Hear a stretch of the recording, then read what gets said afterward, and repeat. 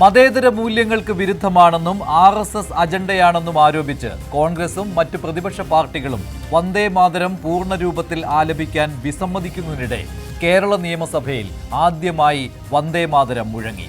മുഴുവൻ വരികളും ആലപിച്ചില്ലെങ്കിലും ദേശീയ ഗീതം സഭയിൽ ഉയർന്നത് വലിയ രാഷ്ട്രീയ ചർച്ചയ്ക്കാണ് വഴിവെച്ചിരിക്കുന്നത്. വന്ദേ മാതരം മുഴങ്ങുമ്പോൾ കേരള രാഷ്ട്രീയത്തിന് എന്തുകൊണ്ട് പേടി? മാതൃഭൂമിയെ വണങ്ങുന്ന ഗാനത്തിന്റെ മുഴുവൻ വരികളും പാടണമെന്ന ആവശ്യമാണ് ഇപ്പോൾ കേരളത്തിൽ രാഷ്ട്രീയ ഭൂചലനമാകുന്നത്. ദേശീയതയുടെ പേരിൽ BJP, മതേതരത്വത്തിന്റെ പേരിൽ കോൺഗ്രസ്, RSS അജണ്ടയെന്ന് വിളിച്ച് LDF. എന്നാൽ ചോദ്യം ഒന്നു മാത്രം: വന്ദേ മാതരം മുഴുവനായി പാടുന്നതിൽ എന്താണ് ഭയം? സത്യപ്രതിജ്ഞാ ചടങ്ങിൽ പാടിയപ്പോൾ അറിയാതെ സംഭവിച്ചു എന്ന് പറഞ്ഞ കോൺഗ്രസ് നിയമസഭയിൽ ഗവർണർ വീണ്ടും ആവശ്യപ്പെട്ടപ്പോൾ മുൻകൂട്ടി വെട്ടിക്കുറച്ചു. മുഴുവൻ ഗാനം ഒഴിവാക്കി തുടക്കഭാഗം മാത്രം ബാൻഡിലൂടെ മുഴക്കി തടിയൂരിയ സർക്കാർ പ്രതിപക്ഷത്തിന് വടി കൊടുക്കാതെ രക്ഷപ്പെട്ടു. ഇതുകൊണ്ട് തീരുന്നില്ല. കേന്ദ്ര നിർദ്ദേശത്തെ തുറന്നെതിർക്കാൻ എപ്പോഴുമാവുമോ?